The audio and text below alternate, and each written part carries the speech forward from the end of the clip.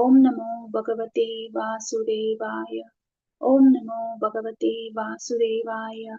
Narayanam Namaskritya Naram Chaiva Narottamam Devim Saraswatim Vyasam Tato Jayam Udirayet Shrinvatam Svakataha Krishna Punya Shravana Kirtanaha Hridayantasto hi abhadrani vidunoti shruti satam Nashta prayeshu abhadreshu nityam bhagavata seveya Bhagavate uttama shloke bhaktir bhavati naishtikihi. Reading from Srimad Bhagavatam, Canto 4, Chapter 25, Text 9 and 10. Text 9. Atra te kadayasya mam itihasam puratanam purnanjanasya charitam nibodaha gadato mam. Translation. In this connection, I wish to narrate an old history connected with the character of a king called Puranjana. Please try to hear me with great attention. Purport by Srila Prabhupada Ki Jai. The great sage Narad Muni turned toward another topic, the history of King Puranjana. This is nothing but the history of King Prachina Bharasha, told in a different way. In other words, this is an allegorical presentation. The word Puranjana means one who enjoys in a body. This is clearly explained in the next few chapters. Because a person entangled in material activities wants to hear stories of material activities. Narad Muni turned to the topics of King Puranjana, who is none other than the king Prachina Bharashat. Narad Muni did not directly deprecate the value of performing sacrifices in which animals are sacrificed. Lord Buddha, however, directly rejected all animal sacrifice. Srila Jayadeva Goswami has stated, Nindasi yagna vidher ahaha, Shruti Jatam. The word Shruti Jatam indicates that in the Vedas animal sacrifice is recommended, but Lord Buddha directly denied Vedic authority in order to stop animal sacrifice. Consequently, Lord Buddha is not accepted by the followers of the Vedas because he does not accept the authority of the Vedas. Lord Buddha is depicted as an agnostic or atheist. The great sage Narada cannot decry the authority of the Vedas, but he wanted to indicate to King Prachina Bharisat that the path of Karma Kand is very difficult and risky. Foolish persons accept the difficult path of Karma Kand for the sake of sense enjoyment, and those who are too much attached to sense enjoyment are called Mudas. Rascals. It is very difficult for a Muda to understand the ultimate goal of life. In the propagation of Krishna consciousness movement, we actually see that many people are not attracted because they are Mudas engaged in fruitive activity. It is said, Upadesho hi murkhanam prakyopya na samtaye. If good instructions are given to a foolish rascal, he simply becomes angry and turns against the instructions instead of taking advantage of them. Because Narad Muni knew this very well, he indirectly instructed the king by giving him the history of his entire life. In order to wear a gold or diamond nose pin or earring, one has to pierce the ear or nose. Such pain endured for the sake of sense gratification is endured on the path of karma kanda, the path of fruitive activity.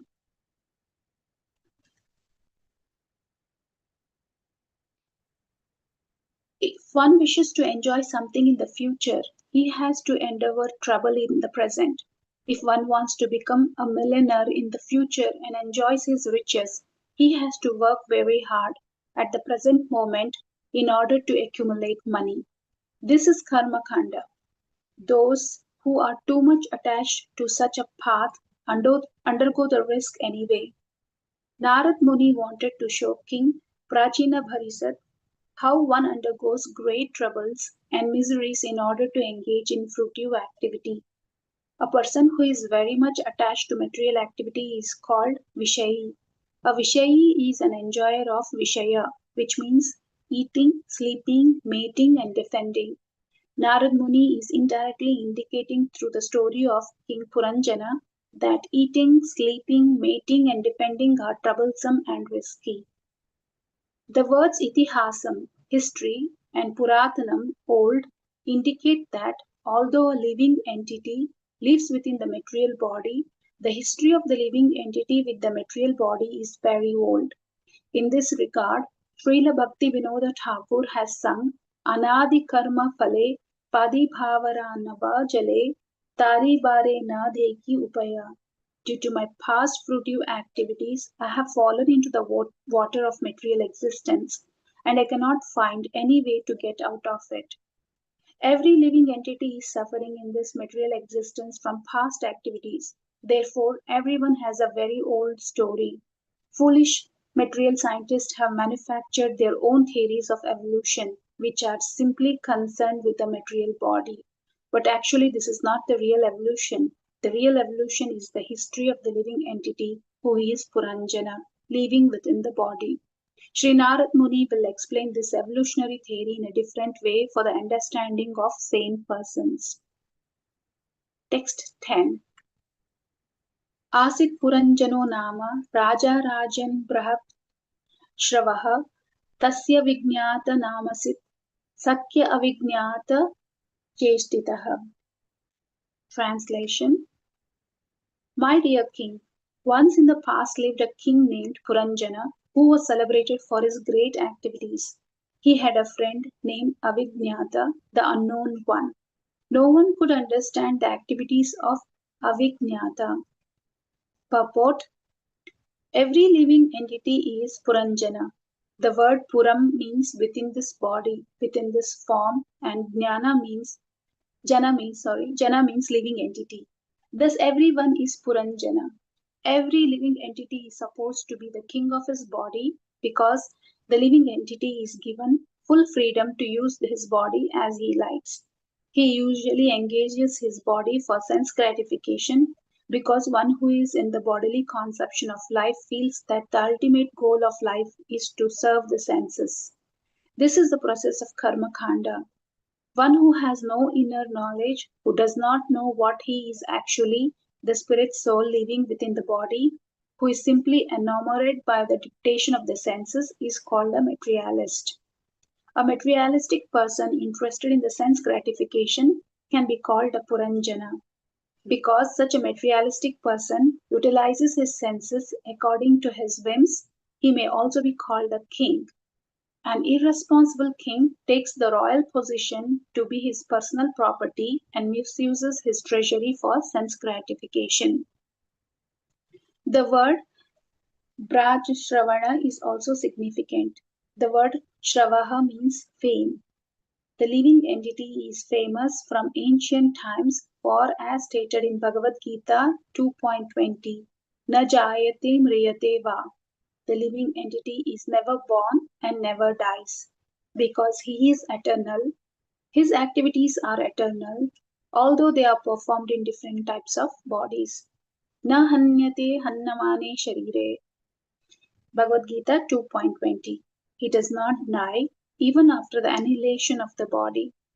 Thus, the living entity transmigrates from one body to another and performs various activities.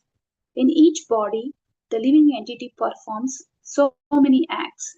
Sometimes he becomes a great hero, just like Hiranyakashipu and Kamsa, or in the modern age, Napoleon or Hitler. The activities of such men are certainly very great, but as soon as their bodies are finished, everything else is finished. Then they remain in name only. Therefore, a living entity may be called Brahashravaha. He may have a great reputation for various types of activities. Nonetheless, he has a friend from whom he does not know. Materialistic persons do not understand that God is present as the Supersoul who is situated within the heart of every living entity. Although the Paramatma sits beside the Jivatma as a friend, the Jivatma or living entity does not know it. Consequently, he is described as Avignata Sakaha, meaning one who has an unknown friend. The word Avignata Cheshtitaha is also significant because a living entity works hard under the direction of the Paramatma and is carried away by the laws of nature. Nonetheless, he thinks himself independent of God and independent of stringent laws of material nature. It is stated in Bhagavad Gita 2.24. Achityo yam adhyayo yam akilatyo sosya eva cha nityashrava gataha stanur achalo yam sanatanaha. This individual soul is unbreakable and insoluble and can be neither burned nor dried. He is everlasting, all pervading, unchangeable, immovable, and eternally the same. The living entity is Sanatana, eternal, because he cannot be killed by any weapon, burnt into ashes by fire, soaked or moistened by water, nor dried up by air. He is considered to be immune to material reactions. Although he is changing bodies, he is not affected by the material conditions. He is placed under the material conditions and he acts according to the directions of his friend, the Super Soul. As stated in Bhagavad Gita 15:50, Sarvasya chaham hriddhi sannivishtoho mattah smriti jnanam apohanam cha. I am seated in everyone's heart, and from me come remembrance, knowledge, and forgetfulness.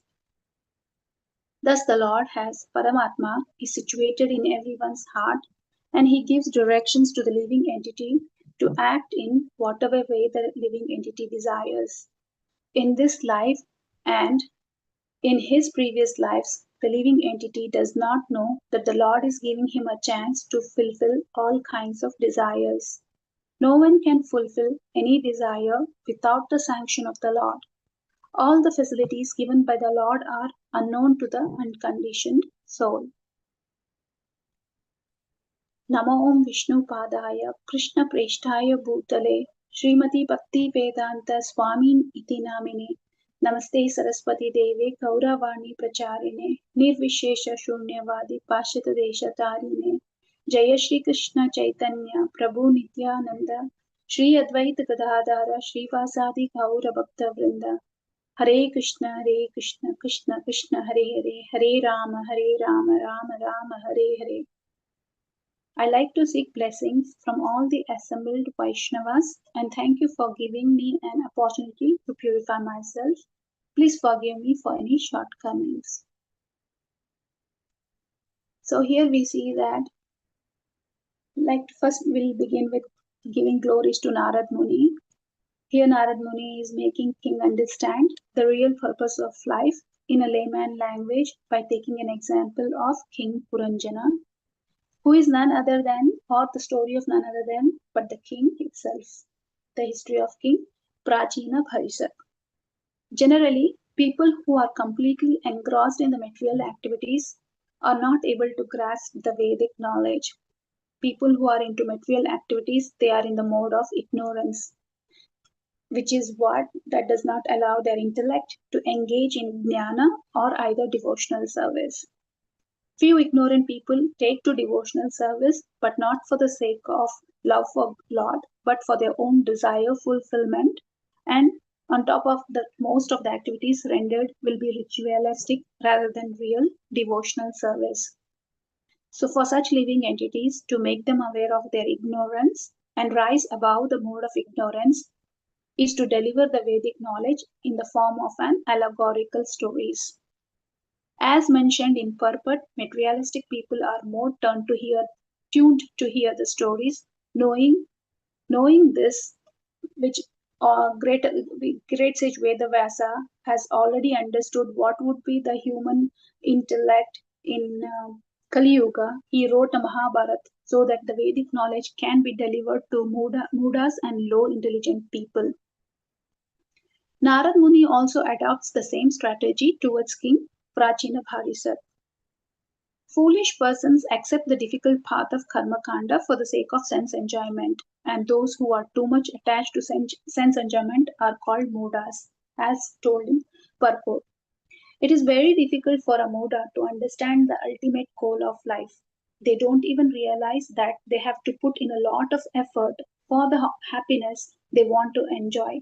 by taking the path of karma kanda, and also which is very temporary and for a brief period of time. It is just like a tasting a drop of honey, but and the ending result will be poisonous. However, if one is in devotional service at the start of the process, it may feel like drinking poison, but the same poison turns into nectar over a period of time, which can be relished for eternity. Great sages have adopted different means of imparting Vedic knowledge, keeping in mind the kind of audiences they address. For a man who is karmakandi, the path of jnana may not be beneficial, and vice versa.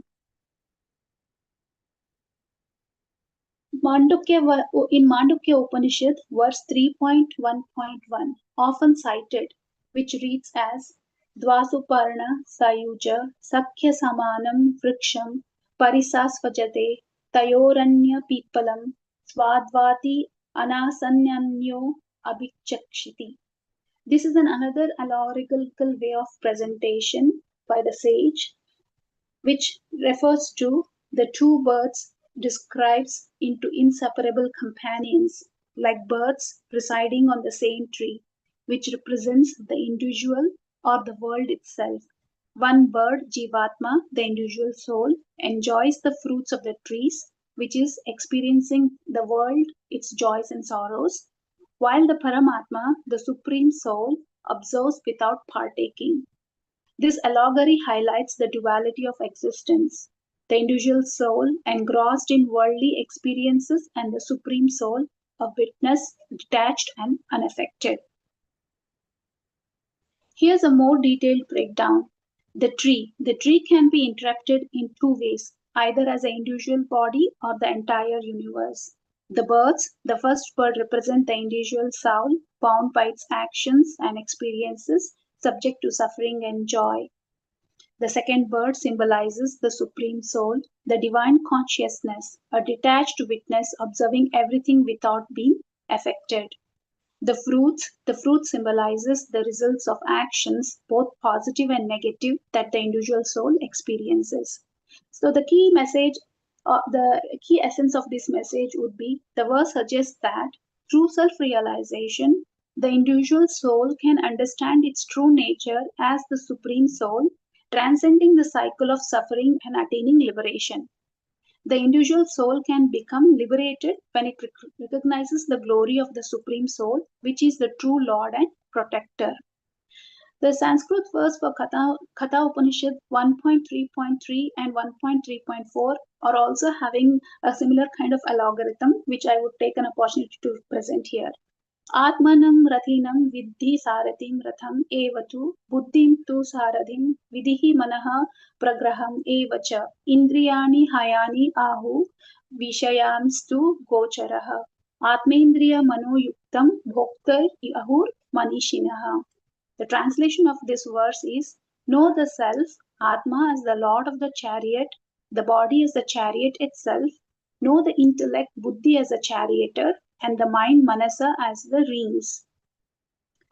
They say the senses are the horses and their objects are the roads. The wise call the one who unites the self, senses, and mind the enjoyer. A chariot allegory to illustrate the relationship between the body, senses, mind, intellect, and the self. In this allegory, the chariot represents the human body. The five horses represent the five senses: sight, hearing, smell, taste, and touch. The reins symbolizes the mind which controls the senses. The charioteer represents the intellect which guides the mind and the senses. And the passenger represents the soul or the individual self. Thus, the senses are depicted as the horses that constantly pull the chariot, the body, in various directions, driven by desires and attachments to the objects of the senses. If the intellect, the charioteer, is weak and the mind, the reins, is not controlled, the senses, the horses, will lead the individual astray, resulting in suffering and continued entanglement in the material world. The Bhagavad Gita uses chapter 3.42, text 42, which states as Indriyani Paranya Ahur Indrayebhya Param Manaha Manastu Paraha Buddhi Yo Buddhet Parastastu Saha. The working senses are superior to dull matter. mind is higher than the senses, and intelligence is still higher than the mind, and the soul, he is even higher than the intelligence. The Bhagavad Gita emphasizes the importance of controlling the senses and the mind through the intellect, guided by spiritual wisdom and devotion to achieve a state of inner peace and self realization. The example of Arjuna, whose mind was restless, turbulent, obstinate, and very strong, highlights the challenge of mastering the senses and the necessity of aligning with a higher guiding force, which was represented by Krishna as the charioteer. So I stop here for today's